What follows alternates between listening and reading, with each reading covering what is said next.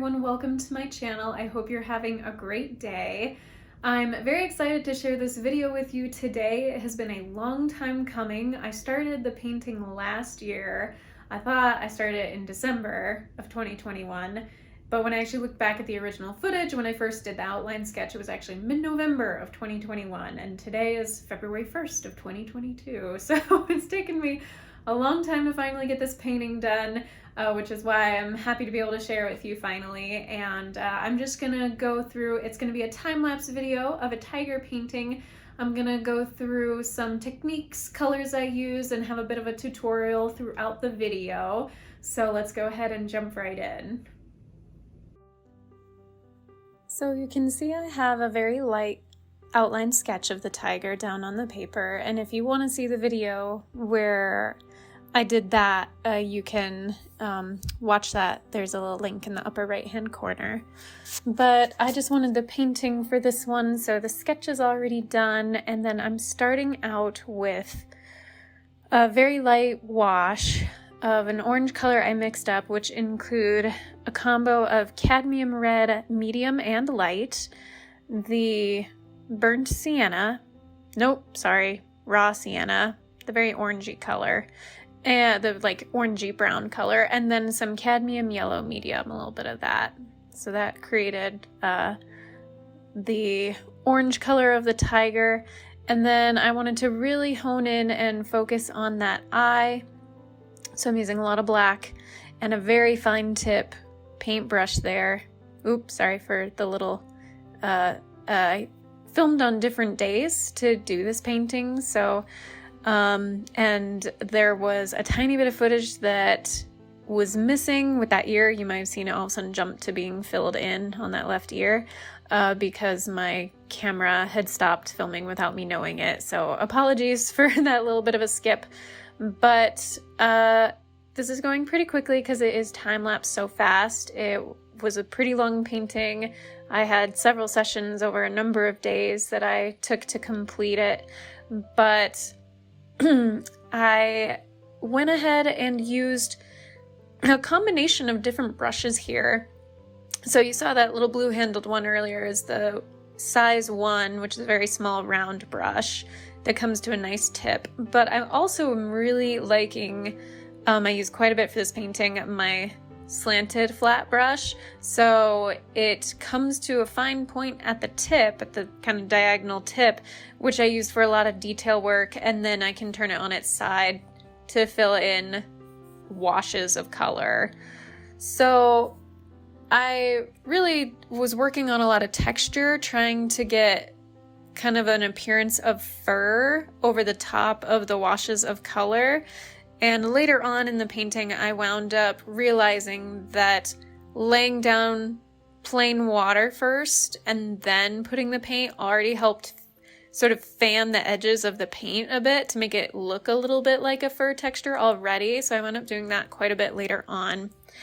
Just filling in the nose for that, that color I mixed up a combo of cadmium red medium, a little bit of alizarin crimson. I think I might have also at some point added some Payne's gray in there. Trying to maintain some of those highlights, the sheen, the reflection of the nose. Forgive my face protruding into the camera.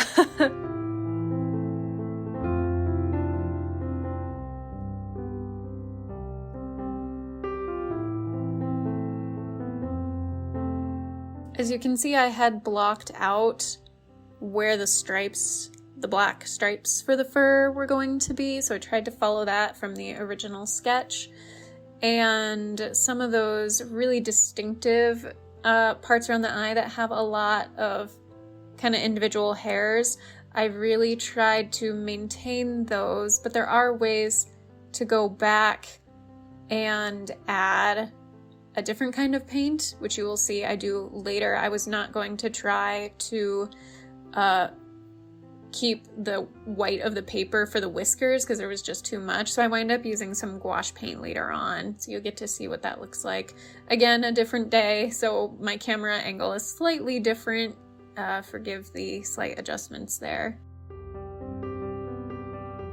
If you've seen any of my other painting videos, especially the longer ones, I talk a lot about how it's really building up layers, and so it's great to let the bottom layers dry completely so that the paper is like bone dry, and then when you go over the top with new layers, instead of the paint beneath kind of getting muddy and mixing in with your current layer, you can almost lay it over the top and just keep adding depth and richness of color.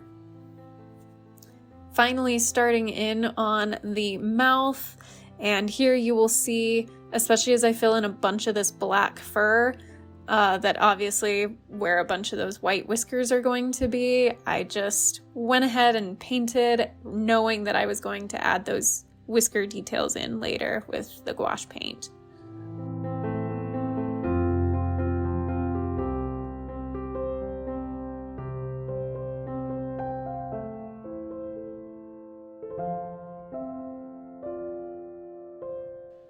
Filling in some washes and shadowing, and sometimes you'll think, oh, that looks so dark, and then when you build up the rest of the painting and compare it with the reference image, you'll realize you maybe have to darken some of those shadows that initially looked too dark in the lighter areas, but ultimately I did wind up darkening them.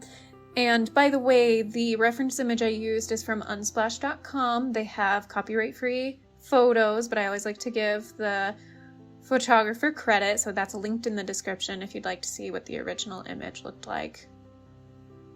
Here you can see a lot of the stripes, those darker stripes. I started laying in clean water around the edges of where the stripe would go, like especially right there.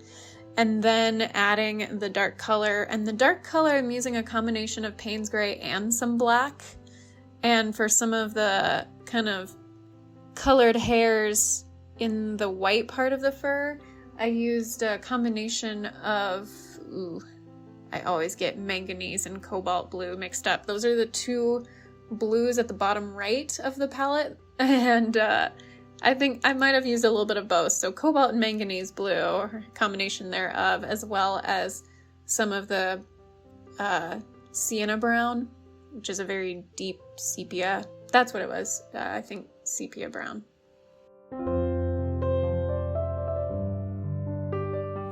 Same with that ear. The white hairs, I just went ahead and filled it in, knowing that I would be painting back over the top. And I briefly thought about trying to use the X-Acto knife to scratch out not the X-Acto knife, I'm sorry, the pen and nib. If you've seen my horse painting video, I use that for the fine hair details. With this one, I decided for those really long whiskers that it would just be easier rather than trying to scrape the layers of paint back to the white surface of the page. I thought I would risk less damage by just painting over the top with the white gouache paint. Starting to add some background in here just to help bump forward that face. And I kind of played around with some of the color. I knew I wanted some type of kind of turquoisey green, and then just added some other colors to get that sort of abstract, dreamlike background. And also, a lot of the time I really like to use, and I wasn't actually using it as much while I was actually painting the tiger, but I call it going beyond the use of local color. So oh, there's me going ahead and blowing some of the the paint so it kind of shot across the page in a fun sort of splatter. But beyond the use of local color means using a color that you would not expect, like yellow or red in the white, but as long as it's at the same value of what your shadow would be, like a grayish blue, it kind of works. And it's just fun to add a little bit of unexpected color, shading, shadowing. Here is that lovely gouache gouache paint, and it was at this stage where there were a few spots I realized needed to be filled in on the white fur just a little darker to allow enough of a contrast between the background of the fur, the sort of back part of the fur, and the white whiskers. I'm using my liner brush, which I haven't used that much. It worked pretty well, but I had to constantly re-wet the brush because the gouache paint was drying out so quickly. I live in a pretty dry climate. I also used that size 1 round brush a little bit, but wound up liking the way the liner, which is a size 4 brush, it has very long bristles. A little hard to tell because this video is going so fast, but the liner brush worked nicely, adding more fur details as well. There you go, filling in the ear.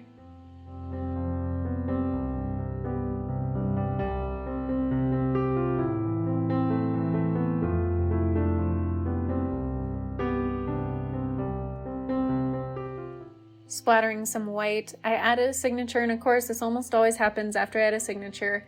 Walk away for a minute and then come back. I noticed a few things, so I just made a couple more changes, added a little more shadow to that one ear so that it stood out a little more, and there you see the final product.